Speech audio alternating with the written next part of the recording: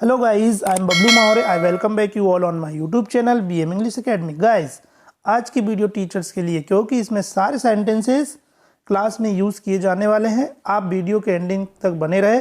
हर sentences आपके लिए important है। आपको सारे सेंटेंसेस बार बार सुनने हैं और क्लास में यूज़ करना है।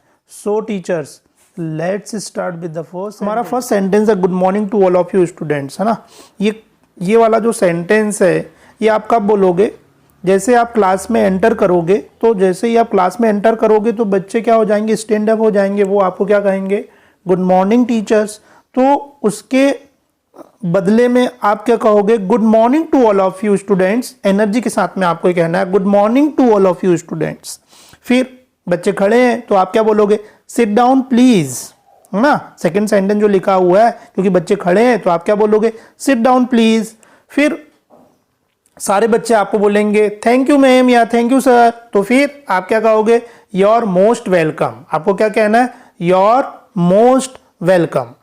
फिर उसके बाद में जो नेक्स्ट हमारा जो सेंटेंस है फोर्थ नंबर का, ये फोर्थ नंबर का सेंटेंस क्या है? Now it's time for roll call. अब जैसे कहना चाहिए आपका फर्स्ट पीरियड है, आप क्लास टीचर हो, है ना, तो आप क्या कहोगे कि अब हाजिरी का समय हो गया है ना। तो उसको इंग्लिश में बोलने के लिए हम क्या बोलेंगे? Now it's time for roll call. अब हाजिरी का समय हो गया है।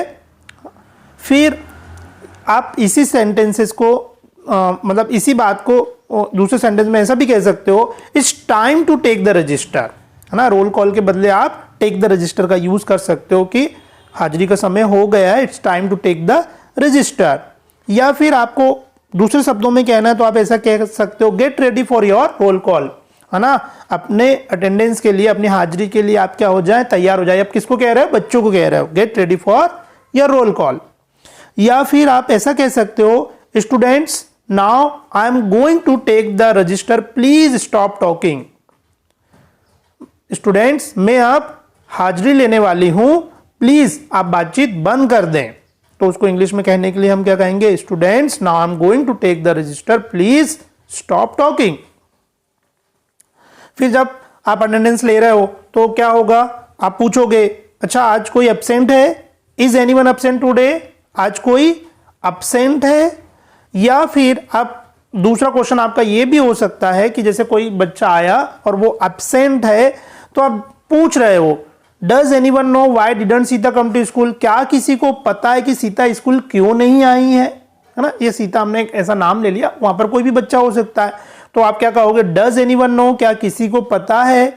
Why didn't Sita come to school? Sita school क्यों नहीं आई है? आप ऐसा बोल सकते हो।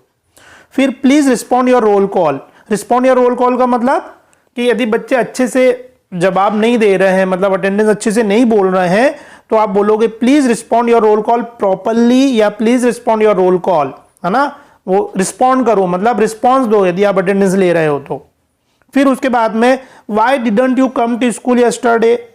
अब मान लो किसी आप जब अटेंडेंस ले रहे हो तो यस्टरडे के दिन कोई बच्चा नहीं आया होगा, तो आप उससे क्या कहोगे? कल क्यों नहीं आए थे आप? Why didn't you come to school yesterday? आप कल स्कूल क्यों नहीं आए थे? इसका मतलब ये हो जाएगा, ठीक है। तो ये जनरली पूछा ही जाता है, बच्चों से आप पूछते ही हो why didn't you come to school yesterday. अब जब आप क्या कर रहे हो? अटेंडेंस ले रहे हो, उसी समय पर कोई बच्चा आया और वो लेट आया, तो आप क्या कहोगे? Why are you late? तुम्हें देरी क्यों हो गई? Why are you late? उसको आप ऐसा बोलोगे। फिर उसको वार्निंग दोगे। क्या वार्निंग दोगे? Try to be on time या try to come be on time, दोनों आप कह सकते हो कि समय पर आने की कोशिश करो। इसके लिए इंग्लिश में आप कहोगे try to be on time. और बच्चा फिर ज्यादा ही लेट, मतलब बहुत दिन से इस तरीके से लेट आ रहा है, फिर आपको कहना है कि अच्छा tomorrow you bring to come with your father with you. कल तुम अपने साथ अपने पिताजी को लेके आना, है ना। क्या मतलब हुआ इसका? Tomorrow you bring to come with your father with you का मतलब क्या हुआ कि कल तुम अपने पिताजी को अपने साथ लेके आना। तो इस तरीके से अटेंडेंस टाइम में ये सारे सेंटेंसेस आपको यूज करने हैं। फिर क्या next sentence? So student let's start now. चलो हम शुरू करते हैं। शुरू करते हैं मतलब पढ़ना शुरू करते हैं। So student let's start now, है ना। ऐसा आप बोलोगे कि चलो हम अब शुरू करते हैं। Please take out your notebook, text book, English book, है ना। तो आप क्या बोलोगे? Please take out your notebook का मतलब क्या हुआ, चलो अपनी क्या निकालो, नोटबुक निकालो, या पुस्तक निकालना है तो बोलोगे टेक्स्ट बुक या इंग्लिश बुक निकालो। अब आप यदि किसी एक बच्चे से कह रहे तो आप इसमें जिस तरीके से लिखा वैसे ही बोलोगे, notebook, text book, English book. पर आप बहुत सारे बच्चों से कह रहे हो, है ना, तो यहां पर सब में आप क्या लगा सकते हो, एस लगा सकते हो। कैसे, please take out your books, text books, English books, आप ऐसा बोल सकते हो कि चलो अपनी टेक्स्ट बुक निकालो या अपनी नोटबुक निकालो या अपनी इंग्लिश बुक निकालो। फिर 70 नंबर का जो सेंटेंस हमारा क्या है, वेयर वर वी यस्टरडे, मतलब ये कब यूज हम करते हैं कि हम कल कहाँ थे। कल कहाँ थे मतलब पढ़ाई में हमारा कल कहाँ से छूटा हुआ था, उसके आगे भी हमें कंटिन्यू करना है और हमें बोलना है क्या, अच्छा हम कल कहाँ थे, वेयर वर वी यस्टरडे। और what did we study yesterday, कल हमने क्या पढ़ा था। What did we study yesterday, कल हमने क्या पढ़ा था। लेट्स फर्स्ट रिवाइज दैट, पहले उसे हम क्या करते हैं, रिवाइज करते हैं। Please open your book to page number 45, अपनी किताब का पेज नंबर 45 खोलें। Please open your book to page number 45, ऐसा आप कहोगे यदि आपको पर्टिकुलर किसी पेज पे जाना है तो। We will continue with chapter number 3, मान लो आप कल चैप्टर नंबर 3 पढ़ा रहे थे, अभी आपका पूरा नहीं हुआ था, तो आप क्या कह रहे हैं कि चलो हम चैप्टर नंबर 3 से कंटिन्यू करेंगे। तो we will continue with the chapter number 3, आप इंग्लिश में इसको ऐसा बोलोगे कि हम चैप्टर नंबर 3 से क्या करेंगे, कंटिन्यू करेंगे। Use pencil only for underline the difficult words, अब जैसे हम मान लो आप इंग्लिश सब्जेक्ट पढ़ा रहे हो तो क्या कहोगे कि सिर्फ पेंसिल आप यूज करना है डिफिकल्ट वर्ड्स के को अंडरलाइन करने के लिए, तो आप उसको इंग्लिश में बोलोगे use pencil only for underline the difficult words. अब बच्चों का ध्यान नहीं है ना, इधर उधर ध्यान है, तो बोलोगे may I have your attention please. इसका मतलब क्या हुआ, क्या मेरी ओर आप ध्यान देंगे, may I have your attention please. फिर उसके बाद में स्टॉप टॉकिंग, बातचीत मत करो, स्टॉप टॉकिंग, बार बार बोलना पड़ता है आपको क्लास में, है ना। या फिर आप ऐसा भी कह सकते हो डोंट मेक अ नॉइज, हल्ला मत करो, डोंट मेक अ नॉइज। फिर यदि फिर भी बच्चा नहीं मान रहा है तो आप क्या होगे, if you do not keep quiet I will punish you, यदि तुम चुप नहीं रहोगे तो मैं तुम्हें पनिश करूंगा या करूंगी। आप ऐसा हो जाएगा इसका meaning, if you do not keep quiet I will punish you, यदि तुम चुप नहीं रहते हो या नहीं रहोगे तो मैं तुम्हें सजा दूंगी या पनिश करूंगी, आई विल पनिश यू। फिर ऐसा भी आपको बोलना पड़ता क्लास में, get out of my class if you want to talk, यदि तुम्हें बात करनी है तो मेरी क्लास से बाहर चले जाओ भाई। तो क्या बोलोगे उसके लिए, get out of my class if you want to talk, यदि तुम्हें बात करनी है तो मेरी क्लास से बाहर चले जाओ। फिर कोई बच्चा थोड़ा सा क्या रहता है, ज्यादा बोलता है ना, वो टीचर के साथ में क्या करने लग जाता है, आर्ग्यूमेंट करने लग जाता है, तब आप क्या कहोगे, if you argue with me, यदि तुम मेरे साथ आर्ग्यू करोगे, बहस करोगे, तर्क करोगे ज्यादा, I will take you to the principal sir, तो मैं तुम्हें प्रिंसिपल सर के पास में ले जाऊंगी या ले जाऊंगा। तो क्या हो गया इसका मीनिंग पूरा, यदि तुम मेरे साथ क्या करोगे, आर्ग्यू करोगे, तर्क करोगे, तो मैं तुम्हें प्रिंसिपल सर के पास में ले जाऊंगी। अब यहां पर देखिएगा टीचर्स, यहां पर आप बहुत सारी चीजें ऐड कर सकते हो, जैसे if you argue with me के बाद जो सेंटेंस है ना, बहुत सारी चीजों में आप बोलते हो I will take you to the principal, मैं तुम्हें प्रिंसिपल सर के पास में ले जाऊंगी। यदि कोई बच्चा आपकी बात नहीं सुन रहा है तो आप ऐसा कह सकते हो, if you do not listen to me I will take you to the principal sir, यदि तुम मेरी बात नहीं मानोगे तो मैं तुम्हें प्रिंसिपल सर के पास में ले जाऊंगी। आप ऐसा भी कह सकते हो, if you do not listen to me I will take you to the principal sir. तो ये वाला तो डायलॉग कॉमन रहता है, कौन सा वाला, I will take you to the principal sir, कि मैं तुम्हें प्रिंसिपल सर के पास में ले जाऊंगी। इसको बार बार पढ़िएगा, ये सब याद हो जाएंगे आपको और ये सेंटेंस आपको क्लास में यूज करने हैं। फिर क्या होता है ना, कई बार बहुत सारे बच्चे नोटबुक लेके नहीं आते हैं, तो आप पूछते हो how many of you are without books, कितने लोग बिना पुस्तक के हैं, प्लीज रेज योर हैंड्स, अपने हाथ उठाइए। तो आप इंग्लिश में कैसे कहोगे, how many of you are without books, please raise your hands, अपने हाथ उठाइए, कितने लोग बिना पुस्तक के हैं। फिर नेक्स्ट सेंटेंस है हमारा, now stand up tell me what is the meaning of this word. कई बार आपको कुछ पूछना होगा तो वो आप यहाँ पर मैंने दिस वर्ड लिखा हूँ, अब आप वहाँ पर कुछ भी चीज़ ऐड कर सकते हो। नाउ स्टैंड अप, आप खड़े हो जाओ, या आपको किसी पर्टिकुलर से कहना है तो नाउ यू स्टैंड अप, तुम खड़े हो जाओ। Now Ram stand up, Ram तुम खड़े हो जाओ। टेल मी, मुझे बताओ what is the meaning of this word, इस वर्ड का क्या मीनिंग है। और कई बार आपको ऐसा भी बोलना होता है कि अच्छा तुम बताओ क्या चल रहा था, क्योंकि बच्चों का ध्यान इधर उधर है, तो आप ऐसा बोल सकते हो, now you stand up and tell me what is going on. What is going on मतलब क्या चल रहा है या क्या चल रहा था, व्हाट वाज गोइंग ऑन। आप ऐसा बोल सकते हो, क्या चल रहा है या क्या चल रहा था, ऐसा यदि आपको बोलना है तो इज प्रेजेंट में बोलना तो व्हाट इज गोइंग ऑन, और पास्ट में बोलना तो व्हाट वाज गोइंग ऑन। यदि बच्चे का ध्यान नहीं है तो आप उससे ऐसा पूछ सकते हो। कई बार हम क्या होते हैं, क्लास में जब एंटर करते हैं तो चौक भूल जाते हैं, मार्कर भूल जाते हैं, तो हम किसी पर्टिकुलर स्टूडेंट को बोलते हैं नीचे जाओ और चौक लेके या मार्कर लेके आना, है ना। तो आप क्या बोलोगे इंग्लिश में, you go downstairs and get the marker और चौक। अब ये किन लोगों के लिए, जो फर्स्ट फ्लोर में सेकंड फ्लोर में पढ़ा रहे हैं, तो उनको बोलने के लिए कि अच्छा नीचे जाओ, तुम नीचे जाओ और चौक या मार्कर लेके आना। तो आप इंग्लिश में कहोगे you go downstairs and get the marker और चौक। आपको जो भी बुलाना है तो आप ऐसा बोल दोगे। कई बार हमें ऐसा भी बोलना होता है कि नीचे जाओ और मार्कर में ब्लैंक इंक भरवा कर लाओ, है ना। तो उसको इंग्लिश में कैसे कहेंगे, you go downstairs and bring a marker filled with black ink, है ना। नीचे जाओ और मार्कर में ब्लैंक इंक भरवा कर लेके आओ। You go downstairs and bring a marker filled with black ink.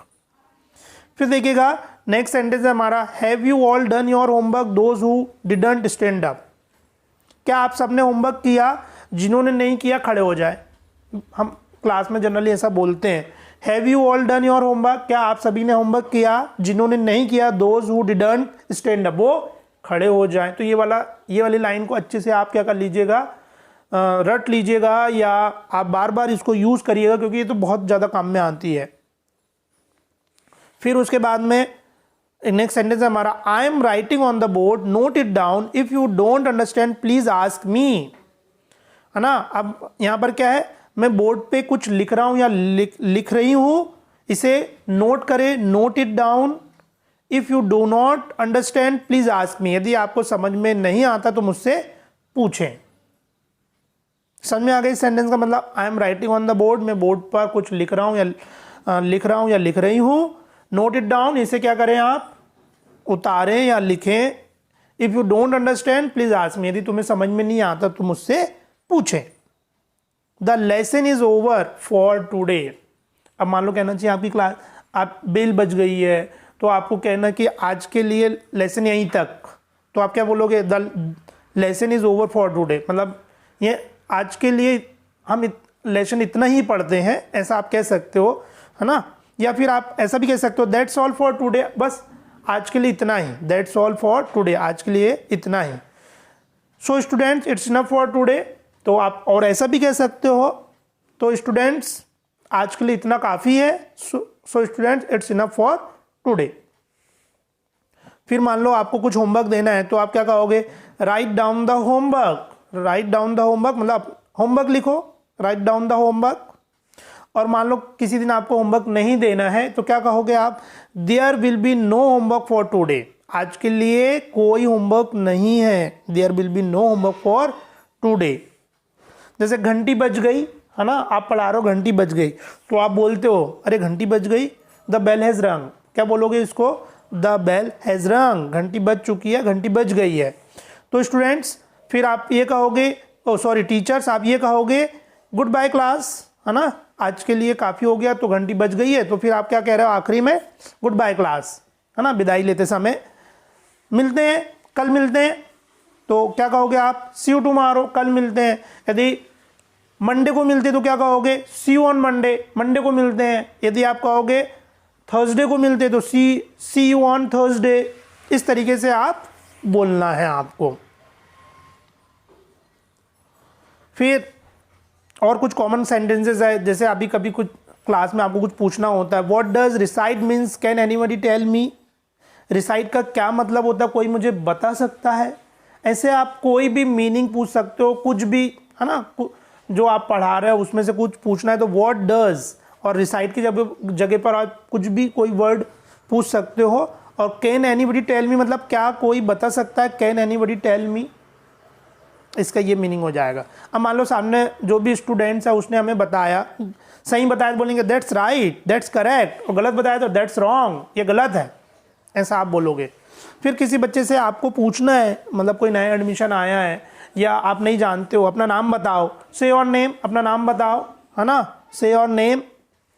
और मान लो समझ में नहीं आ रहा है, आपको क्या करना है, उसका नाम लिखना है, तो आप बोलोगे कि अच्छा अपने नाम की स्पेलिंग बताओ, तो क्या बोलोगे, स्पेल योर नेम, अपने नाम, स्पेल योर नेम मतलब नाम की स्पेलिंग बताओ।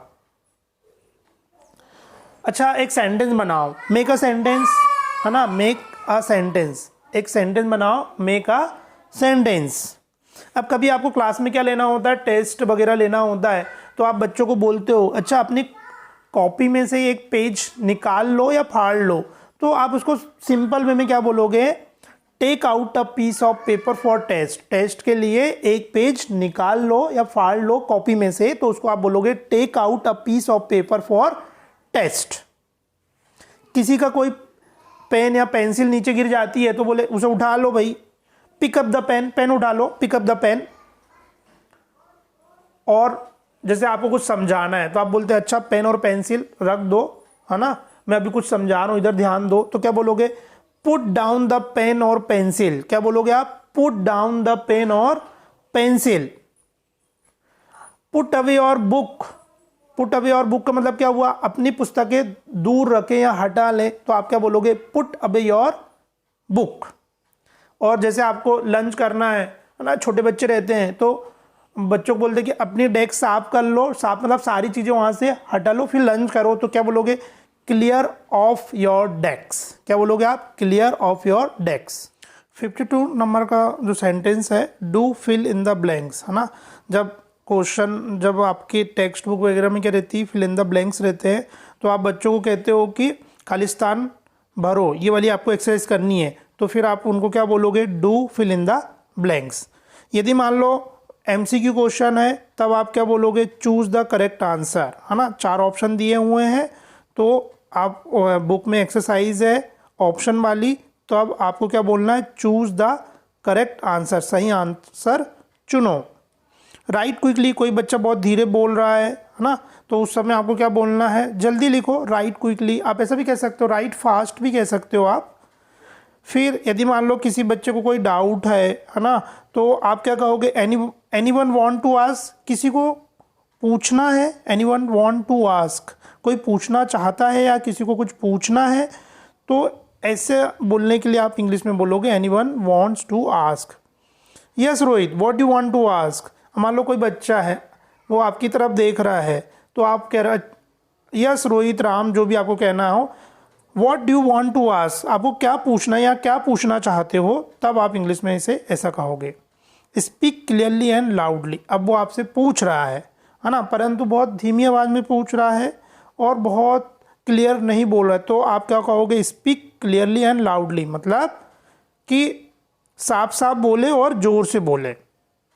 फिर एनीबडी एल्स, और कोई, एनीबडी एल्स का मीन्स क्या है यहाँ पर, और कोई, किसी को और कुछ पूछना है, एनीबडी एल्स, इस तरीके से आप कहोगे।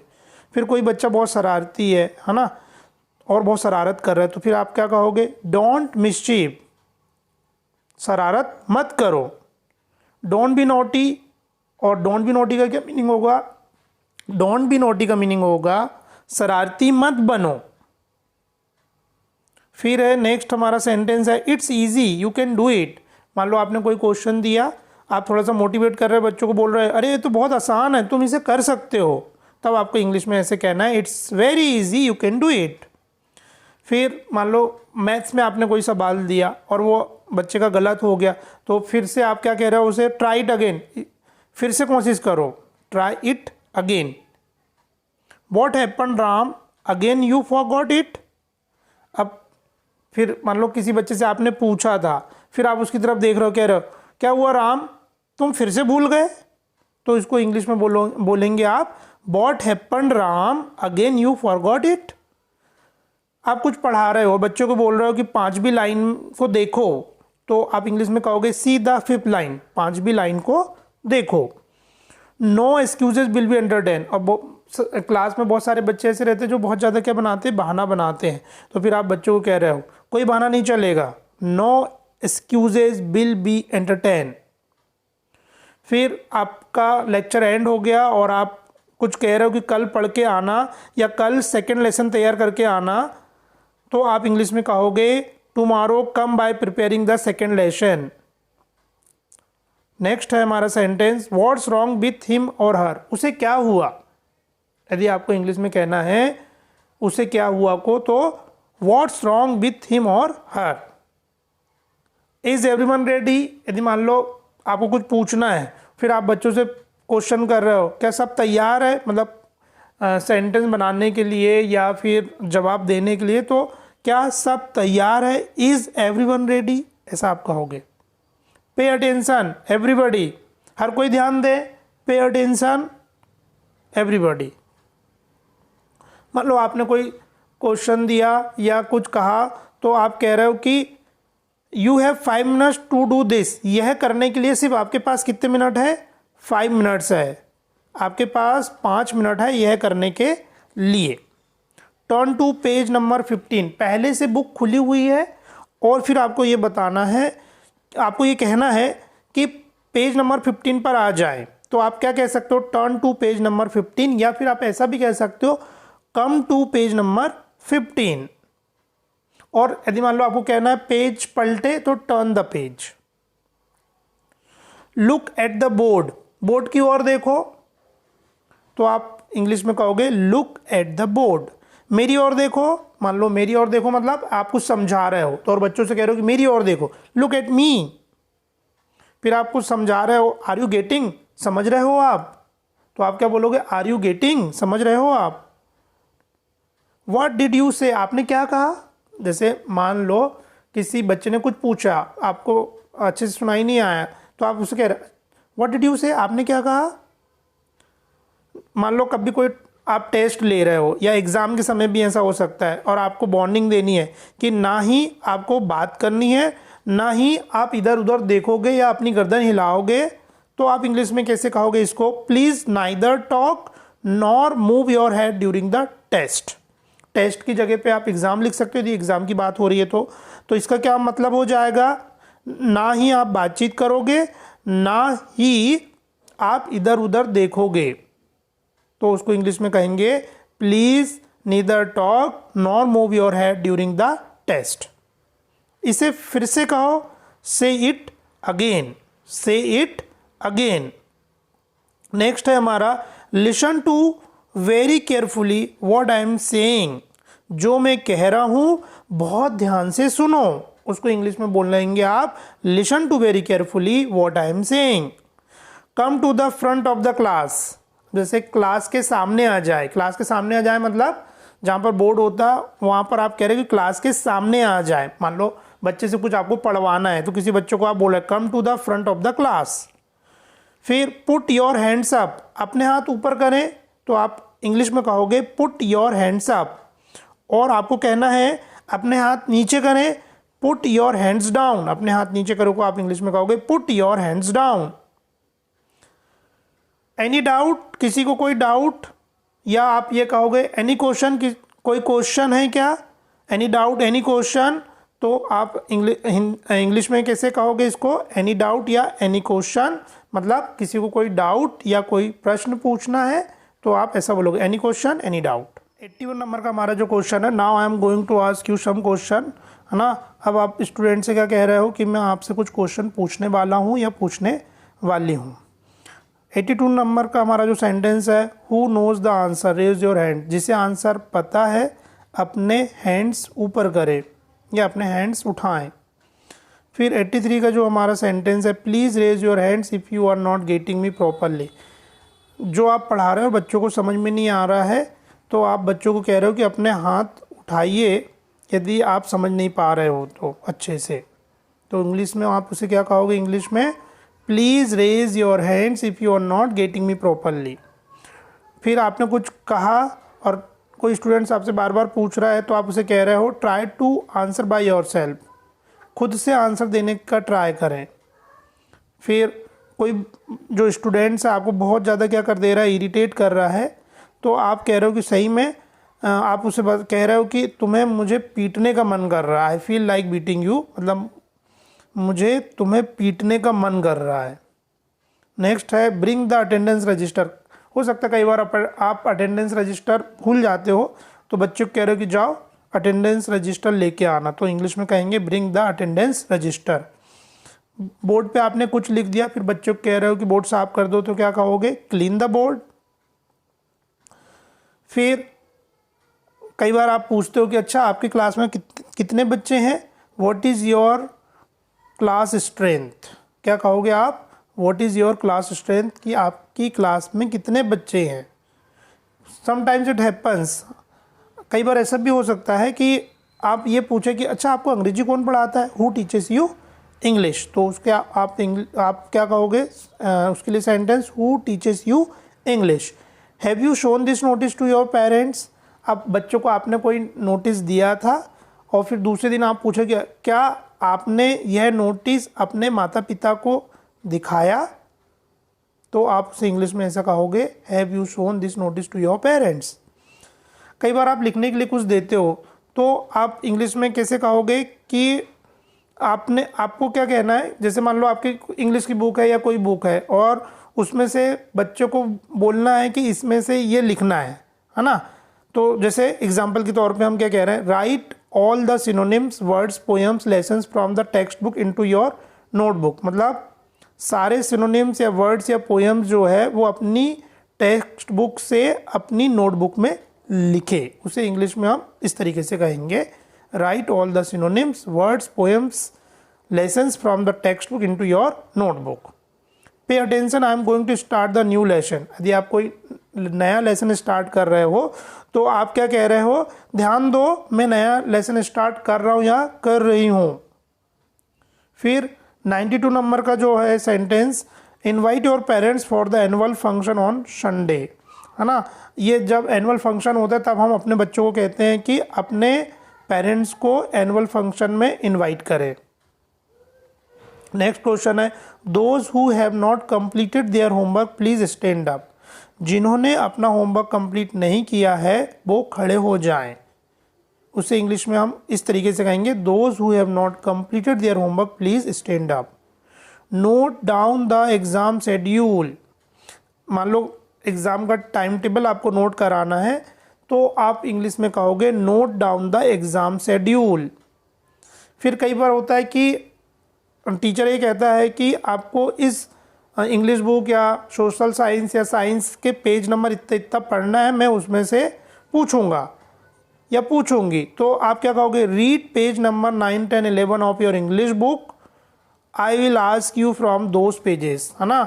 आप 9, 10 और 11 आपकी इंग्लिश बुक के पेज पढ़े, कौन से वाले, 9, 10, 11, मैं उन पेजेस में से पूछूंगी, तो आप इसको इस तरीके से कहेंगे। इंग्लिश बुक की जगह पे आप सोशल साइंस बुक और साइंस बुक भी आप लिख सकते हो, कह सकते हो।